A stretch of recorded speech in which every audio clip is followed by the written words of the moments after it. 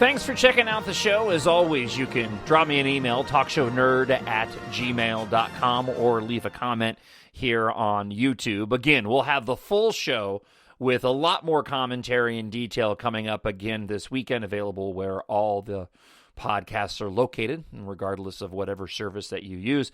But with the new Mandalorian footage, the 1-minute release trailer for Jedi Fallen Order, and the news about Benioff and Weiss no longer doing any Star Wars, I felt like, you know what, I need to come and put out some content and talk a little bit about this ahead of this weekend show, considering the fact that it's only Tuesday. So first off, let's get to the funner items before we dive into the more serious of future Star Wars movies and what does it mean that the Game of Thrones guys aren't going to be doing a Star Wars show anytime soon. We'll start off with Jedi Fallen Order. I've already ordered my copy of the video game. I'm a gamer, more of a casual gamer. The games that I play are pretty limited too. If it's not Star Wars, it's NASCAR Heat. I play some Halo, a little bit of Call of Duty. The Infinite Warfare was quite a bit of fun. But then it's Battlefront 2, and in the past I've done the Jedi Unleashed games and all the old LucasArts games that were out there.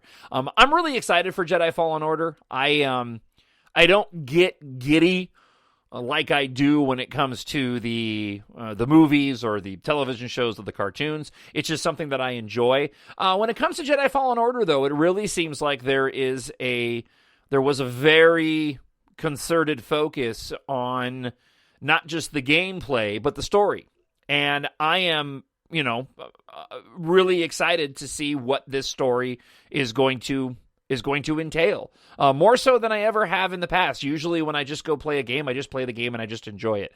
I really liked the campaign in Battlefront 2. I've actually played that a couple times. Recently replayed the Resurrection edition to Battlefront 2, just because of what was going on with Rise of Skywalker, and I didn't remember the story exactly, and I was curious if there was any sort of connective tissue there. Because I thought it would really be cool if that Resurrection expanded 3 levels for Battlefront 2, if that was actually some forethought into perhaps this is going to play into what's happening in the Rise of Skywalker, and it doesn't look like there's any connective tissue there. It did remind me, though, of something. Before I get into the Mandalorian footage, the Jedi Fallen Order really reminded me that, for as popular as Star Wars is, and for the level of success that Lucasfilm had prior to Disney purchasing it, and certainly, there was the controversy surrounding the prequels, but, Disney, there is a sort of a growing period, and I think a lot of people just immediately assumed, including myself, that this was going to be a completely smooth and seamless transition, and it certainly seemed that way with the success of The Force Awakens and with the success of Rogue One, that it was just going to be smooth sailing. But for those that consume all of the different various content, that's not the case. When it comes to Battlefront, both those Battlefront games, and certainly the first Battlefront game, it took quite a bit of heat and criticism from the hardcore gamers. For more casual gamers like me, I was fine with all the content, but I know a lot of people weren't. And there were complaints over Battlefront 2 as well. Certainly what's happened with Solo has, put a big question mark on, whether or not there are cracks in the Disney armor and, are there mistakes that can be made? Well, of course there are mistakes that can be made. All of this is to say that even with this news that we'll talk about of Benioff and Weiss no longer doing Star Wars, I'm getting the sense that that Disney with Lucasfilm is starting to hit their stride. And it certainly seems that way with this Jedi Fallen Order game. It looks fantastic. The story looks great. I hope in the game, along with The Mandalorian, that they are adding in a lot of connective tissue. I think that the Star Wars universe, for as much as I hear people bemoan this idea of fan service or making the universe too small, I really think that Star Wars could benefit with a little bit more connective tissue. I thought that was the case with Solo. I love Solo. I thought the addition of Darth Maul at the end was cool, but knowing what happens to him and his demise in Rebels kind of takes the fun out of it. I would have much preferred to see that particular character in Solo be Jabba or even Snoke. I know that Entertainment Weekly put out an article yesterday talking about how there's a spoiler in The Mandalorian, and I think what they kind of meant to say was there is a shocking reveal of some sort. It looks like, based off this footage, that we may get the backstory on The Mandalorian right out of the gate, and I'll talk about this in just a moment. But I hope there are further ties to other content. I'd love to see some mentioning of Snoke or the beginnings of the First Order in the Mandalorian series, and I'd like to see the same thing in Jedi Fallen Order. I won't be disappointed if there's not.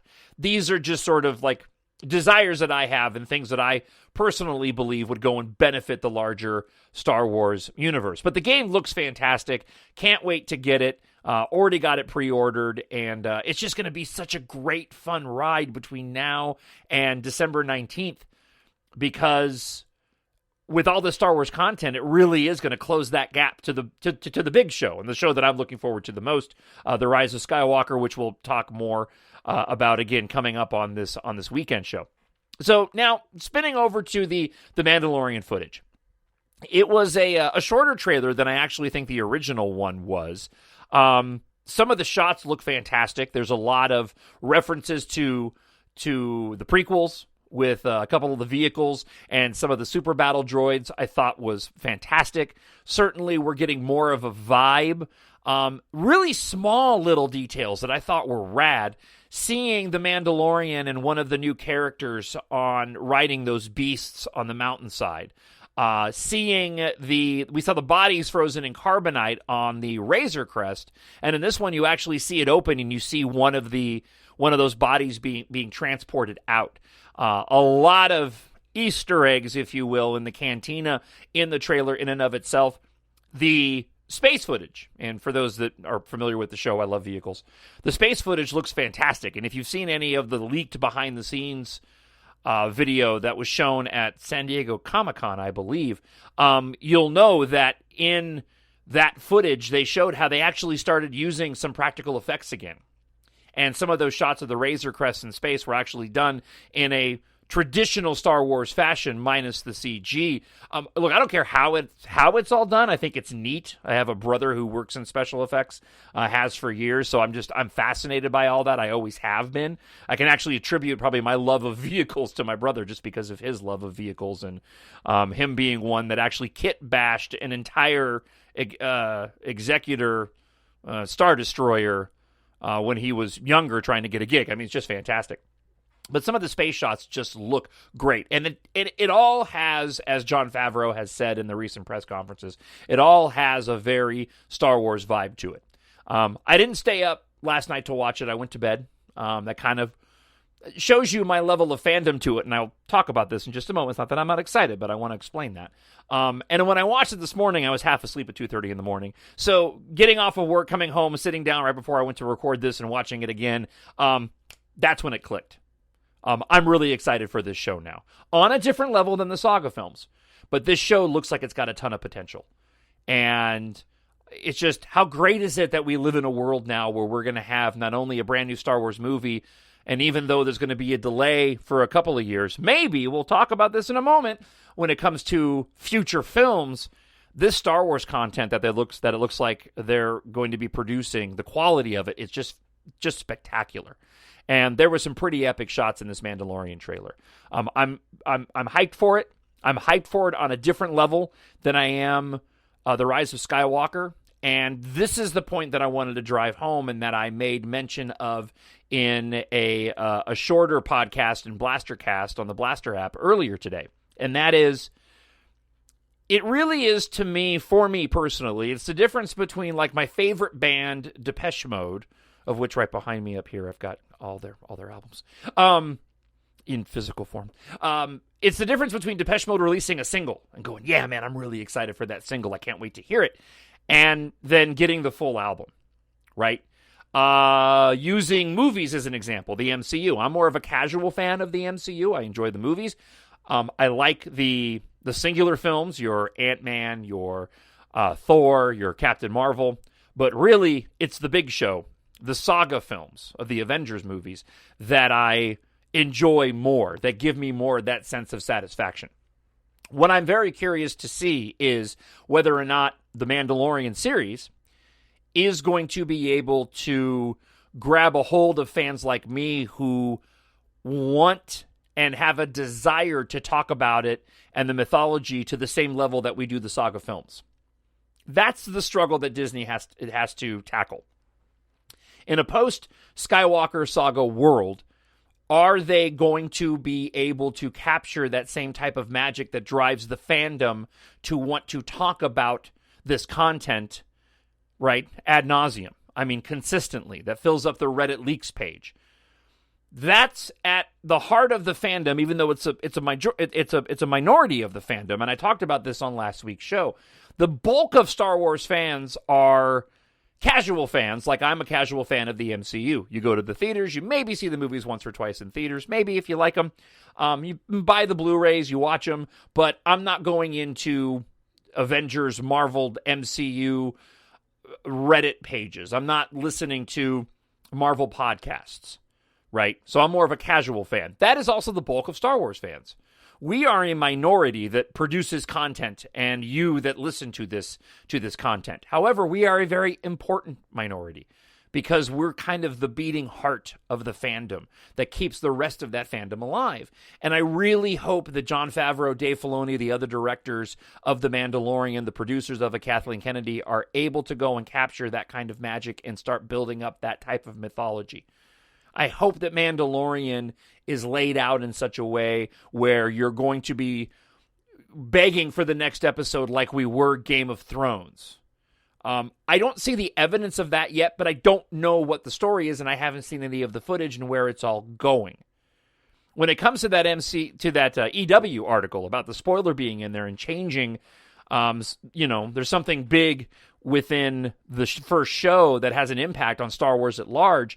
I'm hoping there's some connective tissue to the larger movies. All right, maybe a mention of Snoke, or maybe some sort of pathway to Rey's lineage that ends up getting laid out in the show. Something like that, I really, really think, for me personally, would provide that needed connective tissue to put this show on another level, to where when you watch The Rise of Skywalker, you have that back knowledge in your head of, oh yeah, that's where blank came from, or that's where Snoke was, or like I go and watch, and I'm watching the movies in chronological order leading up to The Rise of Skywalker, knowing that Palpatine's returning has changed in a positive way the viewing of all the older films. I'm through Revenge of the Sith and watching Revenge of the Sith, knowing that we're going to go on this still really long journey leading to The Rise of Skywalker, and that Palpatine is going to be playing this huge role in this final film, and then seeing him rise to prominence, it just carries this added weight and dimension that we didn't have before. So I really hope that the live-action TV shows, The Mandalorian, Obi-Wan Kenobi, my expectations are low. They're going to be doing that just because it's probably going to be a one-off series as opposed to multiple seasons. But Cassian Andor as well. I really hope that they intertwine this and provide that connective tissue and ignore this idea that we're making the universe smaller. No, man, I'll just connect it all together. It really enhances, and I'm selfish speaking for me personally, it really enhances my viewing experience. I want to throw one theory out there, and then we'll talk about Benioff and Weiss. I don't think this is the case. I know they're promoting The Mandalorian. There was a recent press release that said, after Jango and Boba, a new warrior emerges or something like that. So that would certainly distance itself from my theory. However, I've had a theory from all along that The Mandalorian was Boba Fett and that IG-11 was actually IG-88. My theory goes as follows. It's been said that in the show, IG-11, there's a running joke because people confuse him with IG-88. So if they ended up turning the Mandalorian in the show and you discover he actually is Boba Fett surviving the Sarlacc pit, wouldn't it be cool if they actually made him IG-88, but the storyline was such where Boba Fett needed to keep his identity secret and just be the Mandalorian, and they couldn't let people know that he was actually IG-88. He's now IG-11 because of his, say, ties to the Empire, because they've fallen. The practical, real-world version of why I thought this was interesting and perhaps Disney was doing this, which, again, I don't think that's the case, but wouldn't it be interesting if Disney decided, hey, let's not market this as Boba Fett up front? Because if we market this as Boba Fett up front, people are going to be bringing in all their preconceived ideas of what this character should be, based off of whatever material is already out there on Boba Fett. Let's just call him the Mandalorian to start, because we know that Jon Favreau wanted him to be Boba Fett. But let's just go ahead and call him the Mandalorian to start. That way, when people go and watch the show, they'll be going in with an open mind to this brand new character. They'll like the character and who they are. Then we drop the bomb that it's actually Boba Fett, and we avoid any of those preconceived notions. I thought it was an interesting theory. Again, I don't think that's the case. I do think we are going to get the background of the Mandalorian, and in the footage that was released overnight, there were several shots with some of the prequel-era battle droids and the ships flying overhead with a young child, and it looked like his mom and dad. That leads me to believe that we're going to get this backstory of this kid, and perhaps his parents were killed in like a separatist attack, which set him on this bounty hunter path. But what do you think? Drop me an email, talkshownerd@gmail.com, or leave a comment here on YouTube. We'll share them coming up on this weekend's My Nerd World show, which should be out either Saturday or Sunday. I kind of toggle between those two particular days. I really want to know what you think, and, how excited are you for The Mandalorian? It's interesting seeing the comments on YouTube from, you kind of get this mix of more excited for like people like me, more excited for The Rise of Skywalker, but really excited for The Mandalorian. You get people out there going, I'm not excited for The Rise of Skywalker at all. The Mandalorian's my jam. My buddy Zach over at the Knights of Vader podcast, which you should listen to because it's a good show, said he was kind of indifferent to The Mandalorian.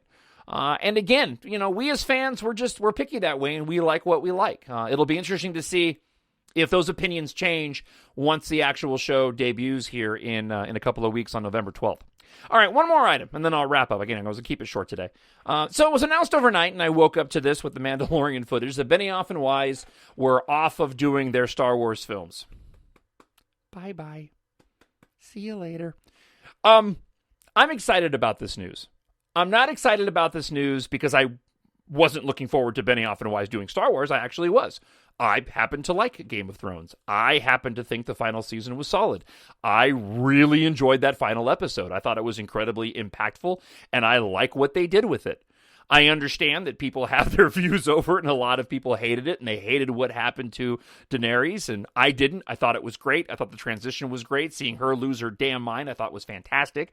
Totally understand why people didn't like it, especially those that adhere more towards the George R.R. Martin source material. Okay, all that being said, I'm happy that Benioff and Weiss are off doing Star Wars. Not because I didn't want to see him do Star Wars, but because I want, personally, people creating Star Wars content that are 100% on board. And if there was any question at all for the Benioff and Weiss guys that they were too busy with their other projects, that they would not be able to, and this is me, I'm assuming here, I'm just going to throw out my logic. If there was any question that they were going to be too busy, and they had already started whittling down what their responsibilities were going to be. At first, it was a series of movies, and then we heard it was a trilogy, and then it was like, well, they'll do the first movie, and then they'll leave the rest of it for somebody else. No. I want the creators who are directing, writing, and creating this content to be, like Jon Favreau said in the press conference that I was listening to on Coffee with Kenobi before I started the show today. I want those creators to be fans of Star Wars and to be 100% in it. And if that means that Benioff and Weiss can't do it, fine. There's plenty of directors out there that can. Rian Johnson, still on board doing it. If that means that Rian Johnson's trilogy gets pushed to the head of the line, why not? The dude made, a couple $2 billion with The Last Jedi, regardless of how you feel about it. I personally think it's a masterpiece. I adore that movie. I like Brick. I like Brothers Bloom. And right now, he's sitting on a brand new hit that's going to come out here in a few weeks called Knives Out, that's sitting with a 99% on Rotten Tomatoes. So if they end up speeding up, right, putting him ahead of the line for his Star Wars trilogy, I'm all about it. So again, bummer for the Benioff and Weiss guys. Bummer for anybody that was hoping to see that. But at the same time, you know what? I'm excited for new announcements. Fine. You know what? They were planning Star Wars movies down the line 3 years. from now. We got plenty of time. Bump Rian Johnson up in the line or bring in somebody else who really wants to do this and has the time, and there's no question about that. So for me, look, buy Benioff and Weiss. Disney, what's your next move? I am here for it. But again, what do you think? Leave a comment on YouTube or drop me an email, talkshownerd@gmail.com. And again, this weekend show will be available sometime on Saturday or Sunday, so be sure to subscribe if you're watching this on YouTube or to any of the podcast sources where you get your shows from. And I really appreciate you taking time out for this show today, and I can't wait to hear some of your comments. So I'll talk to you here in the next few days. Have a great one, and may the Force be with you. Bye. The Force will be with you, always. My Nerd World.